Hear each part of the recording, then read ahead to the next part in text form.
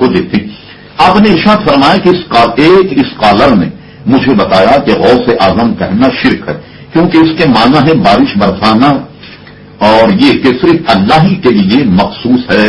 محترم، جس دوست نے آپ کو جس اسکالر نے یہ بتایا، اول تو یہ کہ اس زمانے کی اسکالر جو ہیں وہ بیچارے جانتے ہی کیا ہے کہ اسکول اور کالج کے پڑھنے والے الحمدللہ ہمارے یہاں چٹائی پر بیٹھ کر پڑھنے والے علماء کا اشیر بھی نہیں. جنہوں نے یہ بتایا آپ کا یہ اسکالر مجھے سخت متعصب قسم کا وہابی لگتا ہے اور یہ ان کی بولی ہے کہ غوث اعظم کہنا یا غوث اعظم ماننا یہ شرک ہے. یہاں ایک بات آپ کے ذہن میں رہے، اگر آپ کے ذہن میں یہ آیا کہ بارش برسانا، تو عربی گرامر میں کہیں بھی اس کے معنی بارش برسانے کے نہیں ہیں بلکہ مددگار اور معاون کے آتے ہیں. حضور غوث اعظم رضی اللہ عنہ چونکہ اپنے مریدوں کی مدد کرتے وہ ایک منصب ہے جو غوث کا منصب ہے. غوث کے منصب میں جو سب پر اعلیٰ و ارفع منصب ہے وہ غوث اعظم کا ہوتا ہے. اللہ تبارک و تعالیٰ نے آپ کو اس منصب پر فائز کیا.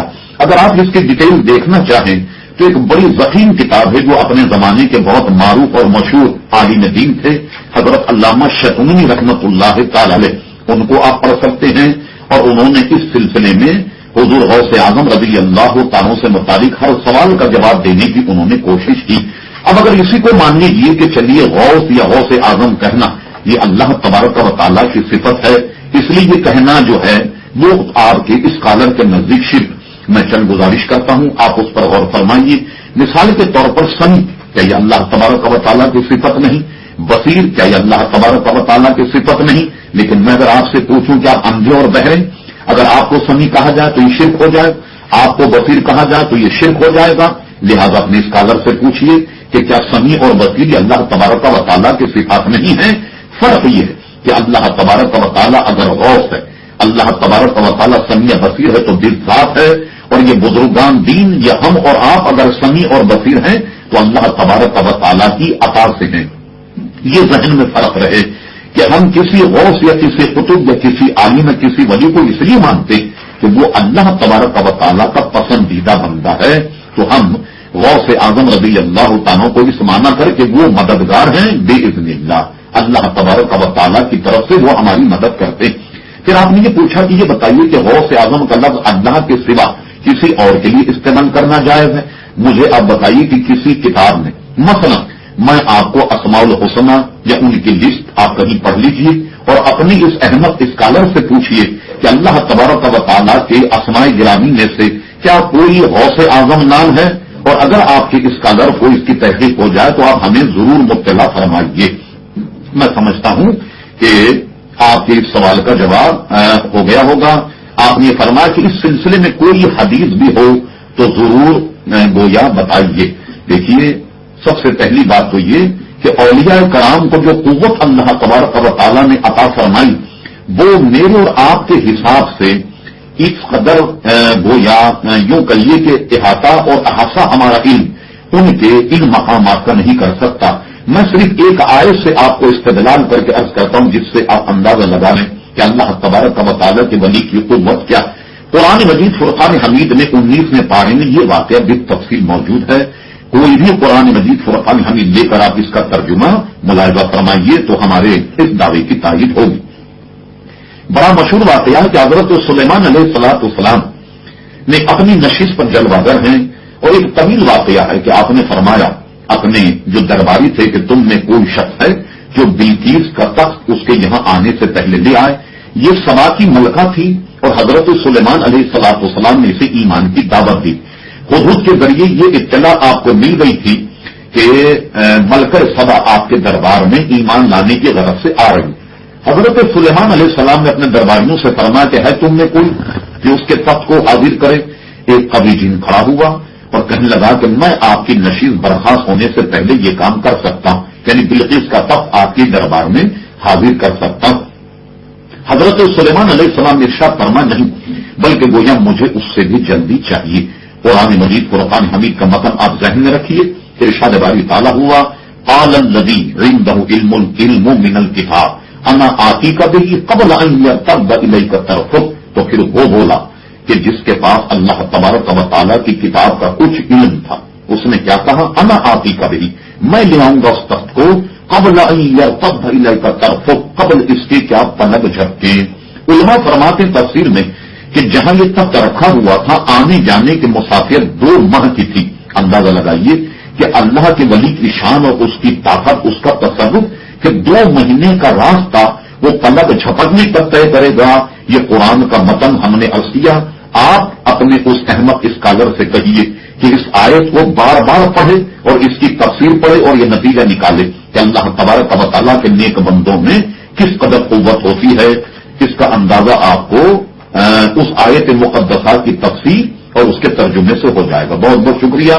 मैं समझता हूं कि आपकी तसल्ली हो गई। आपने ये कहा कि देवबंदी ये कहते हैं कि जो लोग ये कहते हैं कि हमारे पास हुजूर सल्लल्लाहु अलैहि वसल्लम के बाल मुबारक हैं, वो गलत कहते हैं, क्योंकि जब सऊदी अरब में किसी के पास नहीं है तो यहां कहां से आ गए, इसकी कुछ वजाहत फरमाई। मोहतरम फैसल साहब, सबसे पहले तो ये आपने पूरे सऊदी अरब का सर्वे कैसे कर लिया, या देवबंदियों ने कैसे सर्वे कर लिया कि वो ये बताएं कि पूरे सऊदी अरब में कहीं भी नबी करीम अलैहिस्सलाम के मोए मुबारक मौजूद नहीं है।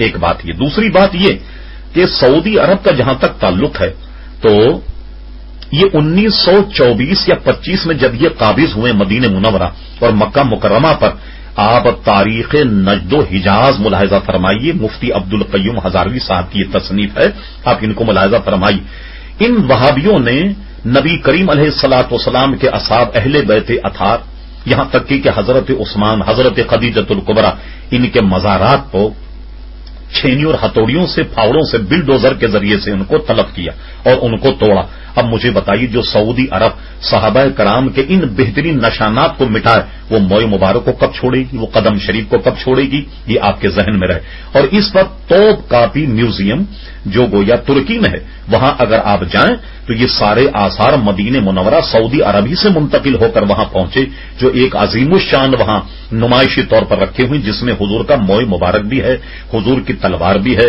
हुजूर के कई आसार मौजूद हैं, कदम शरीफ भी मौजूद है। तो जाहिर है कि तुर्कियों ने उसकी कदर की और वो उठा करके अपने साथ तुर्की ले गए, और ये जो है सारे आसार आपको तुर्की में भी मिलेंगे। एक बात आप जहन में रहे कि जब कोई बात या कोई चीज या कोई शय या मोए मुबारक जब नबी करीम अलैहिस्सलाम की तरफ मंसूब कर दिया जाए, तो उसके मंसूब करने में हमारा फर्ज ये बनता है कि हम उसका अदब और एहतराम करें। अगर किसी ने वो बात किसी गैर का था और उसने ये घड़ लिया कि नबी करीम अलैहिस्सलाम का ये, और हमने अगर उसकी ताजीम की, तो हमने गुनाह नहीं किया, बल्कि वो शख्स गुनाहगार होगा कि जिसने ये झूठ घड़ा। हम गुनाहगार नहीं हुए। लेकिन आप जरा जहन में रखें फैसल साहब, अगर वो हुजूर ही का बाल मुबारक रहा और हमने किसी किस्म की बेअदबी की, हजरत अली रज़ियल्लाहु अन्हु की रिवायत है, अगर आप वो या जरूरत हो तो हम स्कैन करके आपको भेज देंगे। हुजूर अलैहिस्सलाम ने अपना मोए मुबारक हाथ में लिया और फरमा, लोगों आगाह हो जाओ कि ऐसे शख्स पर अल्लाह ने जन्नत को हराम कर दिया जो मेरे एक बाल की भी बेअदबी करे। मान वो हुजूर का बाल हुआ, और आपने अगर कहीं बेअदबी कर दी तो आपका ठिकाना क्या होगा। इसलिए हम मुसलमान हैं, हुजूर के मानने वाले। जो चीज उनकी जानी मंसूब कर दी जाए, हमारा फरीजा यह है कि हम उसका अदब और एहतराम करें। ये हमने अपना नुक्ते नजर आपके सामने बयान कर दिया है। उम्मीद कि आपकी तसल्ली। पूछा कि हुजूर सल्लल्लाहु अलैहि वसल्लम ने मजार बनाने से मना फरमाया, ये आपने कौन सी किताब में पढ़ा कि हुजूर अलैहिस्सलातु वस्सलाम ने कब्र बनाने से मना फरमाया? वो जरा हमें इरसाल कर दें आप, कि आपके इस्तिदलाल की बुनियाद क्या, हम ये देखना चाहते हैं। वरना क्या आप अगर कोई पढ़े लिखे आदमी है तो आपने अल्लामा इमाम समूदी रहमतुल्लाह अलैह को पढ़ा है, या शेख मुहक्किक शाह अब्दुल हक मोहद्दी देलवी रहमतुल्लाह अलैह के जज्बुल कुलूब को पढ़ा है, वफाउल वफा अल वफा, इन सब का मुतालिया कीजिए। हुजूर सल्लल्लाहु अलैहि वसल्लम की खुद कब्र अनवर बनी हुई है। आज से सदियों पहले जन्नतुल बकीन, क्या हजरत उस्मान का मजार बना हुआ नहीं था? क्या अहले बैत अथार का मजार बना हुआ नहीं है? क्या सहाबा किराम अलैहिम रिज़वान के मजारात न थे कि जिन्होंने नजदी हुकूमत ने आन करके ढा दिया? हमारा इसमें मसलक यह है कि बुजुर्गान दीन से इक्तिसाब फैज करने के लिए उनकी कुबूर और उनके मजारात का बाकी रहना जो है हमारे नजदीक मुस्तहब है। इसलिए हम उनके मजार शरीफ पर जो है वो कुबा या उनकी मजार शरीफ पुख्ता करते हैं ताकि लोग इक्तिसाब फैज करें। आम आदमी की कब्र इतनी हो कि निशानी बाकी रहे, और ये जरूरी भी। एक तो ये कि आप जब जाएं तो अपनी अजीज की कब्र को पहचान लें, जहां आपको फातिहा पढ़नी, जैसे वालिदैन ان کی قبر پر جانا تو عین صادق، بلکہ اعلی حضرت فاضل بریلوی کے فتاوے میں ہے حیات المواد میں کہ اگر والدین کا انتقال ہو اپنے عزیز کا تو ان کی قبر پر جب جائیں تو قبر والا پہچانتا بھی ہے، اور جتنی دیر آپ قبر پر رہیں قبر والے کا دل بہلتا ہے۔ جیسے آپ اپنی اماں کے پاس جائیں ملنے تو کچھ دیر اماں خوش تو ہوگی نا آپ کو دیکھ کر، اس کا دل بہلے گا۔ اسی طرح قبر پر جانے پر بھی صاحب قبر کا دل بہلتا ہے کہ گویا جیسے آپ میں اور ان میں کوئی ملاقات ہوئی ہو۔ اس لیے جو ہمارے احسان مند ہیں، جو محسن ہیں، بزرگوں کی قبروں پر بھی جایا جائے، والدین کی قبروں پر بھی جانا جو ہے وہ اس اعتبار سے ضروری ہے کہ وہ ہمارے محسن ہیں، ہمیں اتنا بڑا کیا ہے انہوں نے، اور خون جگر پلا کر کے ہمیں بڑا کیا۔ آج ہمیں یہ بتایا جاتا ہے کہ قبرستان جاؤ تو شرک، قبرستان جا ہی نہیں سکتے، بلکہ خود حضرت عائشہ صدیقہ فرماتی ہیں کہ شب برات کا موقع تھا، نصف شعبان پر صاحب مشکات نے ایک بات قائم کیا، اور وہ تقاضۂ بشریت، حضور علیہ السلام کو بستر پہ تلاش کیا تو حضور موجود نہ تھے۔ ایک انسانی تقاضا تھا، وہ یہ سمجھی کہ آج باری تو میرے یہاں ٹھہرنے کی تھی، حضور کہیں اور تشریف لے گئے۔ سارے حجروں میں انہوں نے گھوم کر دیکھا، حضور کہیں بھی نہیں۔ جب گئے تو جنت البقیع چھوٹا سا قبرستان جو بالکل گھر کے قریب، آج بھی آپ دیکھ لیں گنبد خضرا سے کتنا فاصلہ بقیع شریف کا، وہاں جب گئیں تو حضور کو ایسے ہاتھ پھیلا کر دعا کرتے ہوئے دیکھا۔ اور اس میں ایک حدیث شریف یہ بھی ہے کہ غزوہ احد میں جو صحابہ کرام شہید ہوئے، حضور علیہ السلام بڑی پابندی سے سال میں ایک مرتبہ ان کے بعد جاتے۔ اس پر ہم نے پوری کتاب لکھی، ہو سکتا ہے یہاں آپ کو مل جائے، مزارات کی حاضری اور تبسل، سارے دلائل ہم نے اس پر عزیزان گرامی بنوائے۔ اچھا، ایک فائدہ تو یہ کہ آپ اپنی عزیزہ کی قبر کو پہچانیں۔ دوسرا فائدہ یہ ہے کہ یہ قبر کھودنے والے، یہ قبر کھودتے کھودتے مردے کو دفناتے دفناتے ان کمبختوں کے دل سیاہ ہوگا۔ کوئی قبر ان کو ویران نظر آیا، اس پہ کوئی نشہ نہیں، تو سمجھ جاتے ہیں کہ ان کی عزت دفنانے کے بعد بھول گئے۔ یہ کیا کرتے ہیں، اس کو ایک نئی قبر کھود کر ہڈیوں کو ایک طرف کر کے دوسرے مردے کو دفنا دیتے ہیں۔ جب آپ جائیں تو اپنی والدہ یا والد کی آپ کو قبر ہی نظر نہیں آئے گی، سب جنا بٹھا کر کے دوسری قبر بنا دیتی ہو، نشانات ہو، وہ سمجھتے ہیں ہاں بھائی اس قبر کا کوئی وارث ہے، اس لیے کوئی اس میں دفن نہیں کرتے کہ کوئی آن کر کے وہ کلیم کرے گا یہاں قبر تھی کہاں گئی۔ ایک فائدہ اس کا یہ ہے۔ پوچھا کہ اگر غلطی سے کفریہ کلمہ کہہ دیا جائے تو کیا تجدید نکاح ہوگا؟ جی ہاں، اگر واقعی کوئی شخص کفریہ کلمات اگر اس کے زبان سے نکل جائیں اور صریح کفر ہو تو تجدید نکاح ہی نہیں بلکہ تجدید ایمان بھی کرنا ہوگا۔ یعنی یہ کہ اگر اس سے صریحاً کوئی کفر صادر ہو جائے تو وہ دوبارہ کلمہ طیبہ پڑھ کر ایمان لائے اور اپنے گناہ سے توبہ کرے، اور اپنی بیوی کو سامنے بٹھا کر 2-4 گواہ بیٹھ جائیں، اور بیٹھنے کے بعد تجدید نکاح اس طرح کی جائے کہ اپنا نام لے کر بیوی سے کہے کہ میں فلاں ابن فلاں تم سے اتنے مہر کے عوض نکاح کرنا چاہتا ہوں، کیا تمہیں قبول ہے؟ بیوی بھی آپ کا نام لے کر کہے کہ مجھے قبول ہے، تو ایسی صورت میں تجدید نکاح ہو گئی۔ شاہ صاحب، ایک شخص نے صریحاً کفر کیا اور پھر کچھ عرصے بعد اپنی بیوی کو ایک طلاق دے دی۔ نہیں، دوبارہ بولی کیا ہے؟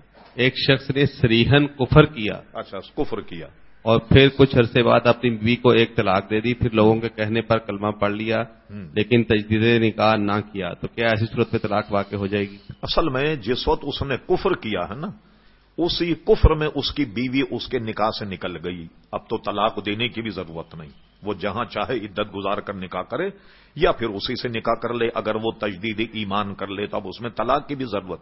صریحاً کفر کرنے کے بعد وہ اس کی بیوی اس کے نکاح سے نکل گئی اور اب دوبارہ طلاق وغیرہ کی تو اب اس کی نکاح طلاق کی اب ضرورت ہی نہیں۔ جب وہ نکل گئی تو نکلنے کے بعد وہ اگر اس کو یقین ہے کہ اس نے صریحاً کفر کیا، وہ جہاں چاہے نکاح کر لے۔ ہاں، اگر یہ تجدید ایمان کر لے تو دوبارہ اس سے نکاح ہو جائے۔ انہوں نے پوچھا کہ اہل حدیث کی ایک ویب سائٹ پر اردو میں کچھ تقاریر ہیں۔ ایک تقریر میں ان کے مولانا نے کہا کہ عرس منانا اور مزارات پر جانا وغیرہ ایسا ہی ہے جیسے ہندو مندر میں جا کر کے مدد مانگتے ہیں، برائے کرم بتائیے کہاں ہندو کے مندر اور کہاں اللہ تبارک و تعالیٰ کے نیک بندے؟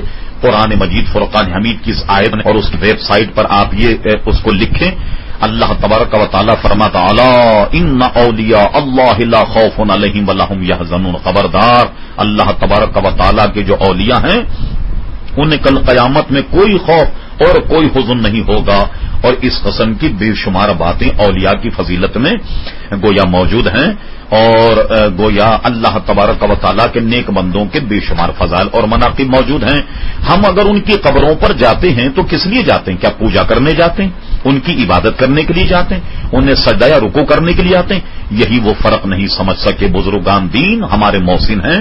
دین ان کے صدقے سے ملا ہے. مجھے بتائیے خواجہ غریب نواز رضی اللہ عنہ کے ہاتھ پر اسلام لانے والوں کی تعداد 90 لاکھ ہے. حضور غوث اعظم رضی اللہ عنہ کے ہاتھ پر غیر مسلموں کی توبہ کرنے والوں کی تعداد بھی لاکھوں میں. تو ان بزرگان دین کا ہم مسلمانوں پر احسان ہے. ہم اس لیے جاتے ہیں وہاں جا کر ان کے لیے ایصال ثواب کریں. تو بہر ایصال ثواب کے لیے جانا تو عام قبرستان میں بھی جائز، حضور بھی تشریف لے جایا کرتے. تو بزرگان دین کے مزار پر حاضری دینا ہمارے لیے عین سعادت ہے. اور اسے ہندو کے گویا مذہب سے اور مندر سے اس کو تعبیر کرنا یہ بزرگان دین کی توہین ہے. اور یہ توحید کا تقاضا بھی نہیں ہے کہ اس سے توحید ان کی مضبوط ہوتی ہے. یہ ہرگز ایسا نہیں، بلکہ بزرگان دین کے ظاہر ہے کہ گستاخ ہیں اور عموماً اس قسم کی باتیں کیا کرتے ہیں. اللہ تعالیٰ ان کے شر سے آپ کو میں اگر وہ کافر نہیں تو کفر کہنے والے پر لوٹ آتا ہے، وہ کافر ہو جائے گا. اس صراحتاً حدیث پاک کے الفاظ. لہذا مسلمان اگر یہ کام شرکیہ نہیں کر رہے تو اس کو شرک کیسے کہہ سکتے ہیں؟ آپ مزار پر گئے، جی شرک ہے. تو کیا اللہ کے مزار پہ بھی کوئی جاتا ہے معاذ اللہ؟ اگر مزار پر جانا ہی فقط شرک ہوتا تو پہلے ایک اللہ کا مزار مانے، اس پہ پہلے حاضری مان لیجیے اور اس کے بعد پھر دوسرے مزار پہ وہ جائے تو بولیں گے یہ شرکت ہو گئی. تو اللہ کا تو معاذ اللہ کوئی مزار ہے ہی نہیں، تو پھر شرکت کیسی؟ اچھا اگر یوں کہیں کہ نہیں وہاں پہ جا کے طلب ہوتی ہے، استمداد ہے، مدد طلب کی جاتی ہے، تو وہ میں نے آپ کو ابھی بتایا کہ اللہ سے اگر مدد مانگی جاتی ہے تو ذاتی طور پہ سمجھ کے کہ اللہ کی صفت امداد ذاتی ہے. اگر ولی مدد کرے گا تو عطائی، اللہ کا لا محدود ان کی محدود، اللہ تعالیٰ کا غیر فانی ان کا فانی، فرق موجود. تو شرک کیسے ہو سکتا ہے؟ ہاں یہ جو مسئلہ ہے کہ مزار پر جا کر قبر کو سجدہ کرنا یہ محل نظر ہے.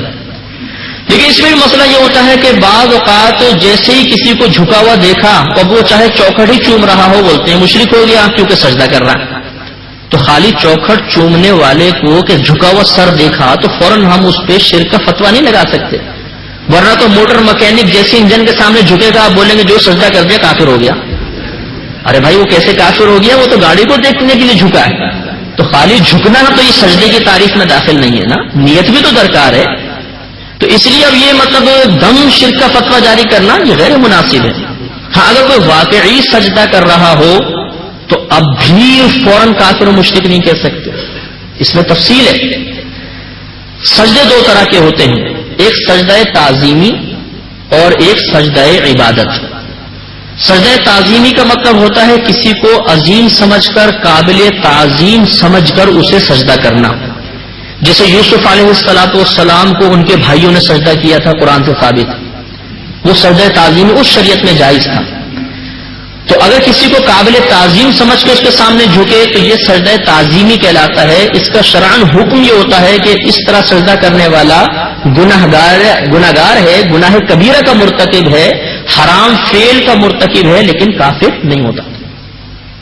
اور ایک ہوتا ہے کسی کو عبادت کے لائق سمجھ کر سجدہ کرنا، اسے سجدہ عبادت کہتے ہیں. جیسے ہم اللہ تعالیٰ کی بارگاہ میں سجدہ ریز ہوتے ہیں، اسے لائق عبادت سمجھتے ہیں اور پھر اس کے سامنے جھکتے ہیں، اس کو سجدہ عبادت کہتے ہیں. یہ اگر غیر اللہ کے سامنے کیا تو انسان کافر و مشرک ہو جائے گا. اب مسئلہ یہ ہوا کہ اگر ایک شخص قبر کو سجدہ کر رہا ہے، صاحب مزار کو سجدہ کر رہا ہے، ہم نے دیکھا واقعی سجدہ کر رہا ہے، تو اب یہاں پر پہلے تو یہ تعیین کرنی ہوگی کہ یہ سجدہ تعظیمی کر رہا ہے یا سجدہ عبادت. اس کے بعد حکم لگا سکتے ہیں نا. اگر سجدہ تعظیمی کر رہا ہے تو کافر و مشرک نہیں، گناہگار. اور اگر سجدہ عبادت کر رہا ہے تو یہ کافر و مشرک ہے. تو معلوم ہوا کہ یہاں پر بھی پہلے نیت کا جاننا ضروری ہے. کہ وہ کس نیت کے ساتھ سجدہ کر رہا ہے. اب ہوتا یہ ہے کہ ہمارے پاس ایک کلاشن کوف ہے اور اس سے کفر اور شرک کے فتوے گولیوں کی شکل میں نکلتے ہیں. اب ہم یہ نہیں دیکھتے کہ یہاں پر یہ فتویٰ جاری کرنا بھی ہے, یہاں پر اس کلاشن کوف کو چلانا بھی ہے کہ نہیں چلانا. فوراً جو جھکا نظر آیا کہ کافر و مشرک ہو گیا, قبر کو سجدہ کر رہا تھا. یہ غلط طریقہ ہے. مسلمان کو فوراً ہم کافر و مشرک نہیں کہہ سکتے. آپ اسے نیت دریافت کریں کہ کس نیت سے آپ کر رہے تھے. اگر وہ کہتا ہے میں سجدہ تعظیمی کر رہا تھا تو اس کو سمجھائیں پیار سے, محبت سے. آپ غلط کر رہے ہیں. صاحب مزار کو ہماری شریعت میں یا زندہ آدمی کو ہماری شریعت میں سجدہ کرنا حرام ہے. آپ ایسا نہ کریں, محبت سے پیار سے ان کو سمجھائیں گے. اور اگر وہ کہتا ہے کہ میں سجدہ عبادت کر رہا ہوں تو پھر وہ کافر و مشرک ہے, پھر بھی ہم اس کو محبت سے پیار سے سمجھا کر اس کو تجدید ایمان کروائیں گے تاکہ وہ مسلمان ہو جائے اور شیطانی کے چنگل سے بچے. اب بلا اس کی نیت دریافت کیے فوراً اس کو کافر و مشرک کہہ دینا یہ غلط ہے. یا کوئی یوں کہے کہ جی میں تو بس نیت نہیں پوچھتا ہوں, جو ایسے جھکا ہوا نظر آئے گا اس کو کافر و مشرک کہہ دوں گا, یہ بات مناسب نہیں. میں سمجھانے کے لیے اکثر کہتا ہوں. آپ نے نماز ختم کی, ایک شخص کھڑا ہو گیا, کہنے لگا آپ سب دوبارہ کلمہ پڑھیں, آپ سب مشرک ہو گئے. آپ نے کہا کیوں؟ اس نے کہا میں نے امام صاحب کو دیکھا وہ سامنے دیوار کو سجدہ کر رہے تھے. پہلی صف امام صاحب کو سجدہ کر رہی تھی, دوسری صف پہلی صف کو سجدہ کر رہی تھی, تیسری صف دوسری صف کو سجدہ کر رہی تھی. آپ سب مشرک ہو گئے. تو کیا آپ کلمہ پڑھنا شروع کر دیں گے؟ نہیں, بلکہ اس کو کلمہ پڑھوانا شروع کر دیں گے. آپ اسے یہی کہیں گے کہ بھئی ہم بظاہر تو ایک دوسرے کے سامنے جھکے ہوئے تھے, لیکن ہماری نیت تو اللہ کو سجدہ کرنے کی تھی نا. اب وہ بولے نہیں میں تمہاری نیت کو نہیں مانتا ہوں, تم سب مشرک ہو گئے. تو آپ درست کہہ رہے ہیں کہ وہ درست کہہ رہا ہے؟ تو کون درست کہہ رہا ہے؟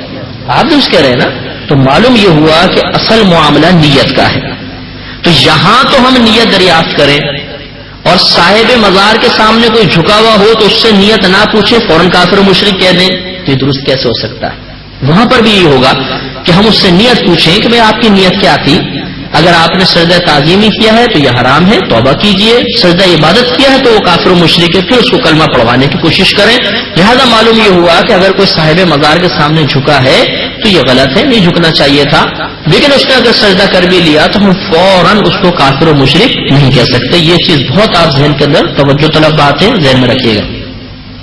باقی مزارات پر جا کر ایسے افعال کرنا کہ لوگ بدگمانی کا شکار ہوں اور صاحب مزار سے بدظن ہو جائیں, یا مسلمانوں پر اعتراضات ان کے ذہن میں پیدا ہوں, یہ ویسے غیر مناسب ہوتا ہے. ادب یہ ہوتا ہے کہ آپ جائیے, پاؤں کی طرف سے داخل ہوں, چوکھٹ نہ چومیں. چومنا جائز ہے, میں اس کو حرام نہیں کہہ رہا ہوں, منع نہیں کر رہا ہوں, لیکن اگر آپ چوکھٹ چومیں گے ہو سکتا ہے کوئی دور سے دیکھ رہا ہو تو یہ سمجھے کہ سجدہ کر رہا ہے. تو ایسا کوئی فعل عوام کے سامنے کرنا جس کی وجہ سے لوگ بدگمانی کا شکار ہوں, یہ مناسب نہیں ہوتا. اسی طرح محققین فقہائے اسلام نے, اور وہ کہ جو مذہب اسلام کو وضاحت کے ساتھ پیش کر رہے ہیں, ایسے علماء نے اپنی کتابوں میں لکھا ہے کہ قبر کو چومنا بے ادبی ہے, نہیں چومنا چاہیے. بلکہ فرمایا کہ ادب یہ ہے کہ جب آپ قبر پہ پہنچے تو صاحب قبر سے 4 قدم کے فاصلے پر کھڑے ہو جائیں, اس طریقے سے کہ آپ کا جو رخ ہے وہ صاحب قبر کے سینے کی طرف ہو یا چہرے کے سامنے اس طرح کھڑے ہو جائیں, اور پیٹھ کعبۃ اللہ کی طرف ہو, یعنی کعبۃ اللہ پیٹھ کی طرف ہو اور وہ صاحب مزار سامنے ہو. اب آپ ادب سے کھڑے ہو کر قرآن پاک پڑھیں, یا جو بھی آپ ذکر اذکار کرنا چاہے کریں, اور اس کے بعد اللہ کی بارگاہ میں دعا کریں کہ اللہ تعالیٰ اس کو قبول فرما. اس کو ہمارے نبی کریم کی بارگاہ میں ایصال ثواب کرتا ہوں, انبیاء علیہ السلام کی بارگاہ میں اور ان صاحب مزار کی بارگاہ میں اس کو قبول فرما لیں. اب اگر آپ یہ چاہتے ہیں کہ میں ان صاحب مزار سے اکتساب فیض کروں تو دعا میں اس طرح اور اضافہ کر سکتے ہیں کہ اللہ تعالیٰ یہ تیرے مقبول بندے ہیں, ان کے وسیلے سے مجھے فلاں چیز عطا فرما دے. تو یہ وسیلے سے دعا مانگے, اس میں شرعاً کوئی حرج نہیں ہوتا ہے. تو انشاءاللہ عز و جل یہ حاضری آپ کی باادب حاضری ہوگی, کسی کو اعتراض کا موقع نہیں ملے گا. یاد رکھیے کہ عقیدت کا اظہار وہی شریعت کو محبوب ہے جو دائرہ شریعت میں ہو. اگر مجھ سے باہر نکلیں گے تو پھر یہ عقیدت نہیں ہے, یہ جہالت میں چلی جاتی ہے اور بسا اوقات انسان کو کفر میں بھی مبتلا کر دیتی ہے.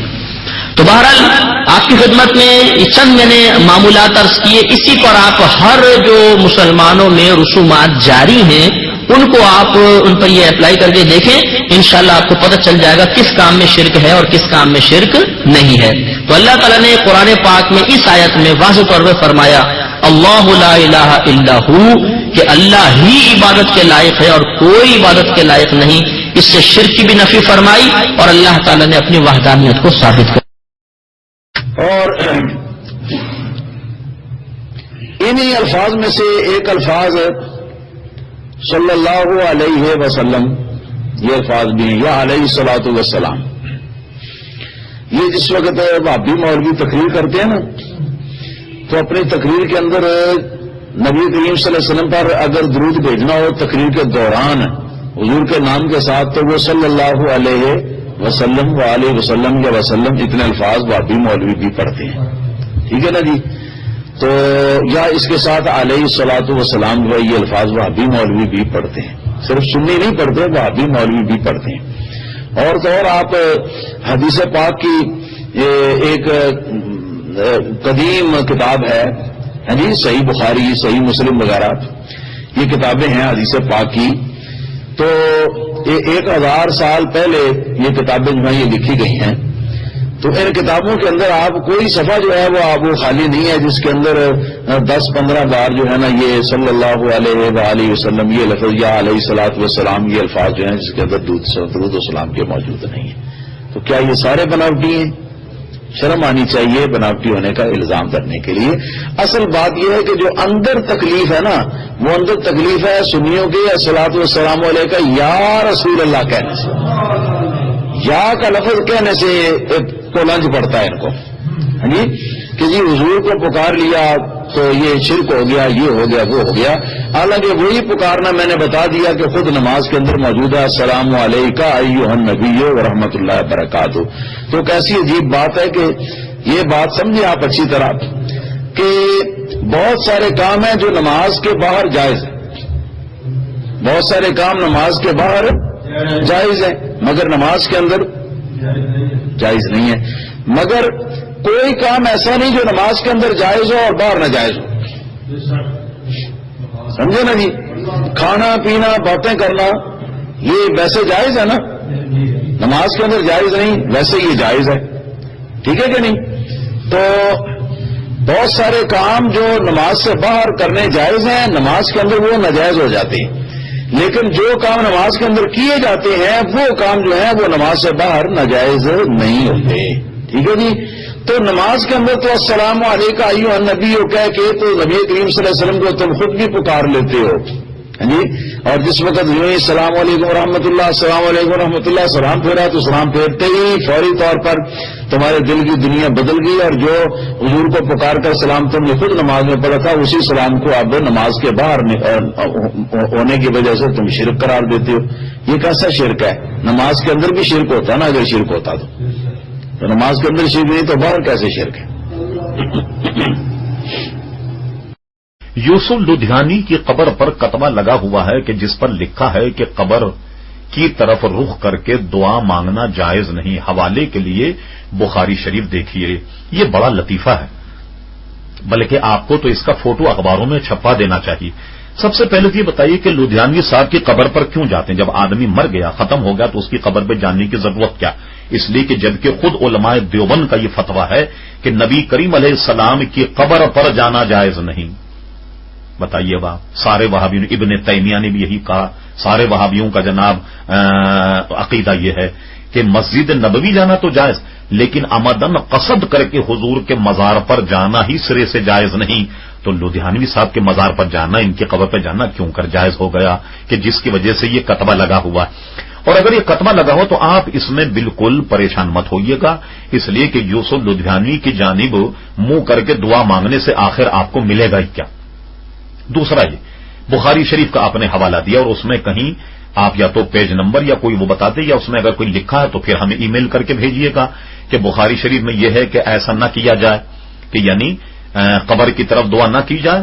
محترم بات یہ ہے کہ ہمارے مشائخ نے تو کسی بھی بزرگ کی قبر کا، ان کا ہم حال نہیں بتا رہے یوسف لدھیانوی صاحب کا، کسی بزرگ کے مزار پر جب جائے تو پائنتی کی طرف سے آئے اور چہرے کی طرف کھڑا، مزار کی طرف منہ ہو اور پیٹھ جو ہے وہ اس کی قبلے کی جانب ہو. آئیے حضرت شیخ محقق شاہ عبدالحق محدی دہلوی کی جذب القلوب الی دیار المحبوب پڑھی، اور اسی طریقے سے آپ علامہ امام سمہودی رحمت اللہ علیہ کی وفا الوفا ملاحظہ فرمائیے کہ جس میں یہ مسئلہ لکھا ہوا ہے کہ جب کوئی حاجی حضور کے مزار پر جائے تو قبلے کی جانب پیٹ کرے اور چہرہ نبی کریم علیہ الصلوۃ والسلام کی طرف کر کے دعا مانگے. اور ایک اور واقعہ جس کو علامہ سمودی نے بھی نقل فرمایا اور شیخ محقق نے بھی نقل فرمایا اور بھی بزرگان دین نے لکھا کہ ایک مرتبہ امام مالک مدینہ منورہ میں موجود تھے. ابو جعفر منصور ظالم حکمراں، یہ جانتے ہیں اب اس کی حکمرانی، وہ ایک مرتبہ بغداد سے مدینہ منورہ آیا. مدینہ منورہ آنے کے بعد اس نے حضور کے مزار پر انوار پر اپنی آواز بلند کر کے کلام کیا. جب اس نے اپنی آواز بلند کی، حضرت امام مالک نے خلیفہ وقت کو پکڑ لیا، بادشاہ کو پکڑ کر کے کہا کیا تم نے قرآن میں نہیں پڑھا یا ایھا الذین آمنوا لا ترفعوا اصواتکم فوق صوت النبی ولا تجهروا له بالقول كجهر بعضکم لبعض ان تحبط اعمالکم وانتم لا تشعرون. کیا تم نے یہ نہیں پڑھا کہ جب حضور کے دربار میں آؤ تو اپنی آوازوں کو پس رکھو، خبردار اگر کہیں تمہاری آواز حضور کی آواز پر سبقت لے گئی ان تحبط اعمالکم، تمہارے سارے اعمال اکارت چلے جائیں گے اور تمہیں پتہ بھی نہیں لگے گا. منصور نے جب یہ سنا اپنے وقت کا امیر المومنین کہلانے والا شخص امام میں مالک رضی اللہ عنہ کی سرزنش سے سخت پریشان ہو گیا. اور پریشان ہونے کے بعد کا امام صاحب اب میں دعا کے لیے کس طرف اپنا رخ کروں، کیا کعبے کی طرف منہ کروں؟ امام صاحب نے فرمایا کیا تو حضور سے منہ پھیرے گا؟ اپنے چہرے کو حضور کی جانب کر اور اللہ تبارک و تعالیٰ سے دعا کر. یہ واقعہ مستند کتابوں میں موجود اور اسی طریقے سے ہماری فقہ حنفی کی معتبر کتاب جس کا آپ نے بھی حوالہ دیا فتاوی عالمگیری میں موجود ہے کہ نبی کریم علیہ الصلوۃ والسلام کے مزار پر جب حاضری دے تو ایسی صورت میں دے کہ وہ ایسے ہاتھ باندھے جیسے نماز میں ہاتھ باندھتا اور حضور علیہ السلام کی بارگاہ میں آپ کے چہرے کی جانب منہ کرے اور گویا قبلے کی جانب پیٹ کر کے کھڑا ہو، اس طریقے سے دعا کرے. اب میں سمجھتا ہوں مسئلہ آپ کی سمجھ میں آ گیا ہوگا.